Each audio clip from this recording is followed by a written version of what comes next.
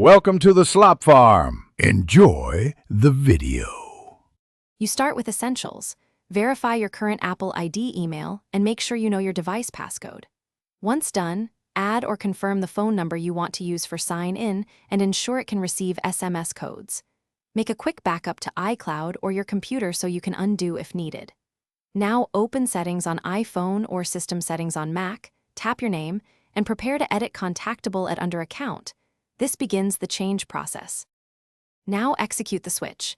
In account name, phone, email, choose Edit, and then add email or phone number, selecting Use phone number for your Apple ID. If an old number blocks you, remove it first. Make sure any secondary numbers are verified or deleted.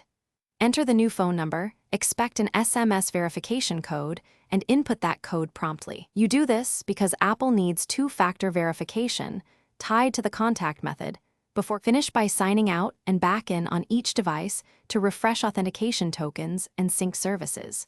Make sure the phone number appears under password and security as a trusted contact for two-factor authentication. If you see errors like phone not allowed or verification fails, wait 24 hours, then retry or start account recovery. Sometimes carrier delays or number porting prevents SMS delivery. If problems persist, contact Apple support for guided verification.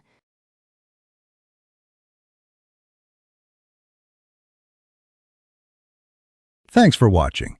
Consider subscribing if we helped you today.